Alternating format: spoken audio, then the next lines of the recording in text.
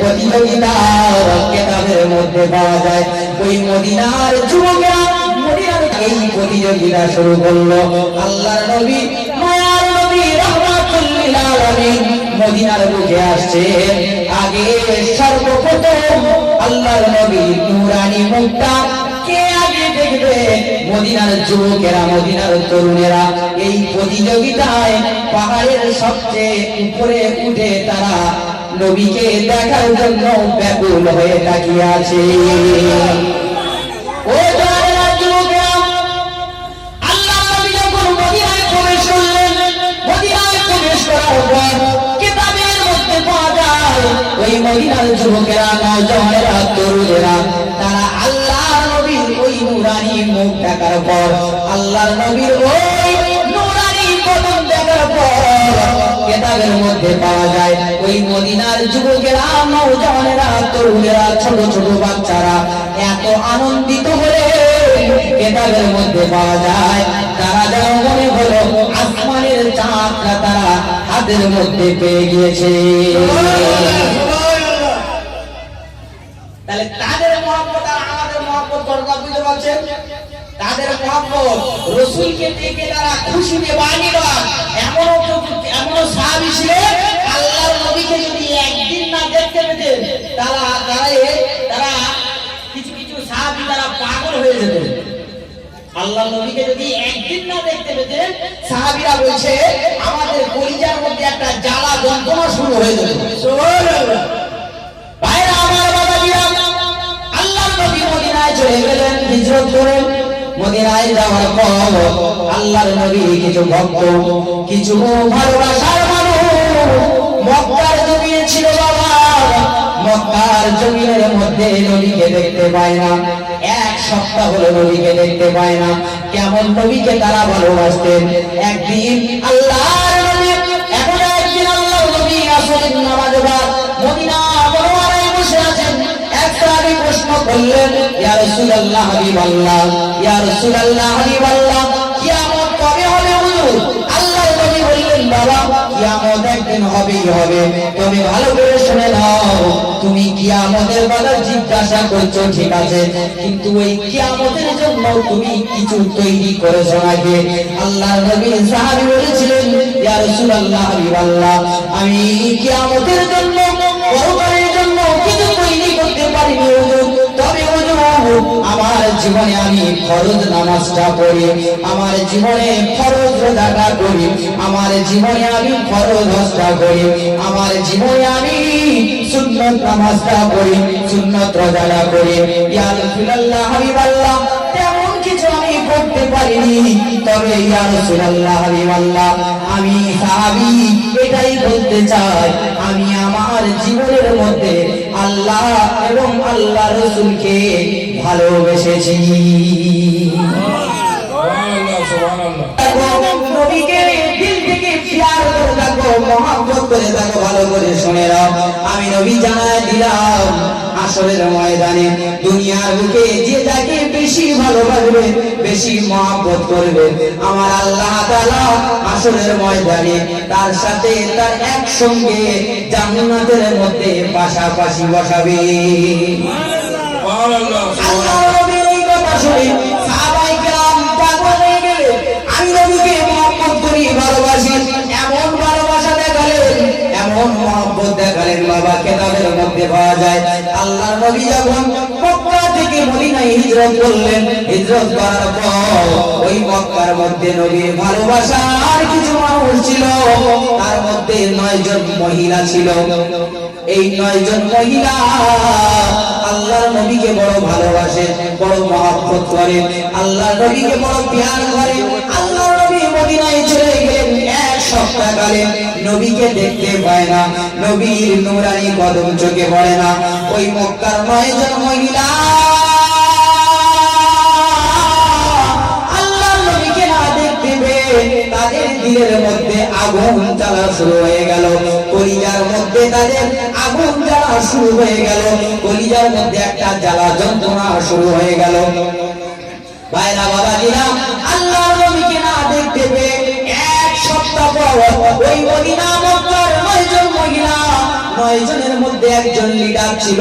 ওই 9 জন মহিলার মধ্যে তারা একের পর এক একসঙ্গে পরামর্শ করতে লাগলো, বুবুরা ও বুবুরা, আমরা মদিনায় মক্কায় থাকবো না, কারণ আমাদের নবী মক্কায় নাই, আমরা মক্কায় থাকবো না, আমাদের নবী মদিনায়, আমরা মদিনাতে চলে যাব।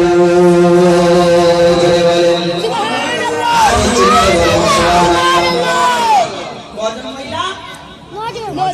খুব ভালো করে শুনবেন, অতি একেবারে গুরুত্বপূর্ণ আলোচনা। নবীকে আমরা ভালোবাসি কেমন, আর তারা কেমন ভালোবেসেছিল একবার লক্ষ্য করেন। ও মুসলমান বাড়ির ছেলেরা, দিলের কান লাগায় শুনেন। ওই মক্কার 9 জন মহিলা আল্লাহর নবীকে দেখতে না পেয়ে নিজেদের মধ্যে পরামর্শ শুরু করলেন, বুবুরা আমরা মক্কায় থাকবো না, কারণ নবী মক্কায় নাই, আমরা মদিনায় চলে যাব। আমার নবী মদিনায়, আমরা মদিনাতে চলে যাব। কিতাবের মধ্যে পাওয়া যায় কারো কোলে 6 মাসের বাচ্চা, কারো কোলে 3 মাসের বাচ্চা, কারো কোলে 5 মাসের বাচ্চা, কারো কোলে 2 মাসের বাচ্চা, কচি কচি বাচ্চা ওই মদিনার দিকে রওনা দিয়েছে। কোথায় যাচ্ছে? মদিনা। তো আল্লাহ নবী মদিনায় চলে গেছে। বেঈমানেরা দেখলো যে নবী যখন মক্কায় নেই, আবু জেহেল, উতবা, সাইবা, আবু লাহাব এরা দেখলো নবী মক্কায় নেই, মানে এই নবীর মুহাম্মাদের কিছু ভক্ত অনুগত অনুসারী যারা আছে, মুহাম্মাদের মানুষ আছে, এরাও মদিনায় চলে যাবে। এজন্য এক কাজ করো, মক্কা এবং মদিনার যে বর্ডার আছে ওই বর্ডারে কিছু সিকিউরিটি দিয়ে দাও, কোন মক্কার কোন মানুষ যেন মদিনায় না যেতে পারে। তবে একটা শর্ত থাকবে, বাইরের মানুষ যেন মক্কায় আসতে পারে। বাইরের মানুষ যদি কেউ মক্কায় আসতে চায় আসতে দেবে, কিন্তু যারা মক্কা থেকে মদিনায় যাবে তাদের যাওয়ার সুযোগ দেওয়া হবে না। ওরা ওই মক্কা এবং মদিনার বর্ডারে বিএসএফ ফোর্স হয়ে দাঁড়িয়ে গেল। আবু লাহাব, আপনার আবু জাহেল, উতবা, সাইবা এরা দাঁড়িয়ে গেল। ও ভাইরা বাবাজিরা, ওই মক্কার 9 জন মহিলা গুলি গুলি পায় কচি কচি বাচ্চাদেরকে নিয়ে বুকের মধ্যে নিয়ে নিজের সময় সম্পত্তিকে সব তুচ্ছ করে, টাকা পয়সা ঘর বাড়ি জমি জায়গাকে তুচ্ছ করে ওই কচি কচি বাচ্চাদেরকে নিয়ে বুকের মধ্যে করে নিয়ে আল্লাহর নবীর মহব্বতে মদিনার পথে রওনা দিলেন। বাইরা আমার বাবাজিরা রে, কি করুন কাহিনী ভালো করে শুনেন।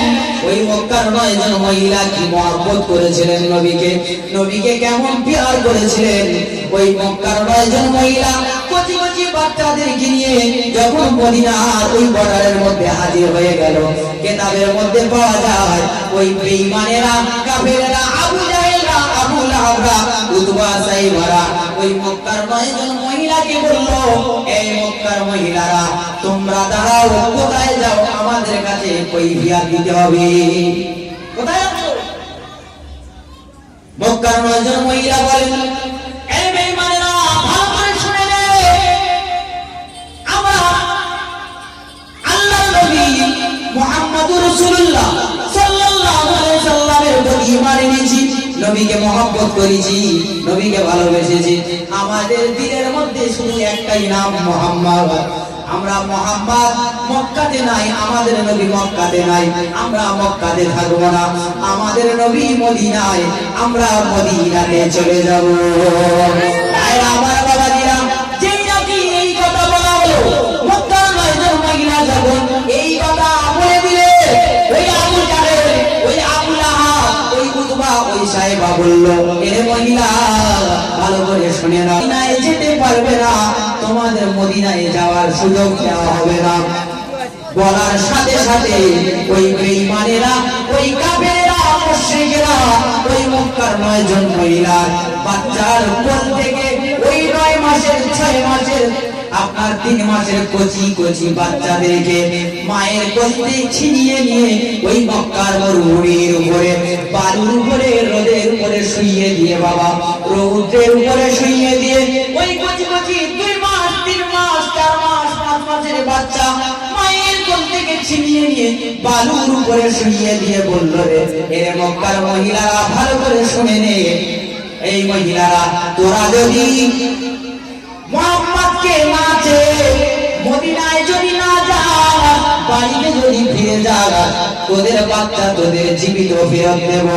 আর যদি তোরা মদিনায় যেতে চাস, ভালো করে শুনে নে, তোদের এই বাচ্চাগুলো এই বালুর উপরে আমরা জবাই করে দেব। আচ্ছা বলেন, এই যে কঠিন পরিস্থিতি, এটা আমরা শুনি অনেকে সহজ ভাবছি। ওই সময় যদি আমাদের বলা হতো যে যে পরিস্থিতি, কাফেররা বলল কি, যদি তোমরা কথা বলো না, কাফেররা বলল কি, তোমরা যদি মুহাম্মাদের দলে যাও, তোমাদের এই কচি বাচ্চাগুলোকে জবাই করে দেওয়া হবে। আর যদি মক্কায় চলে যাও, তাহলে তোমাদের বাচ্চাগুলোকে তোমাদের ফেরত দেওয়া হবে। ওই জায়গায় যদি আমরা থাকতাম কি বলতাম? খবর ঠিক আছে। আমরা যদি থাকতাম যে আমাদের বাচ্চা, আমরা সেই সময় বাইরে নাকি মদিনার দলে? মদিনার দলে। বাচ্চা ঈমান দেখে, আমরা বলতে পারলাম না।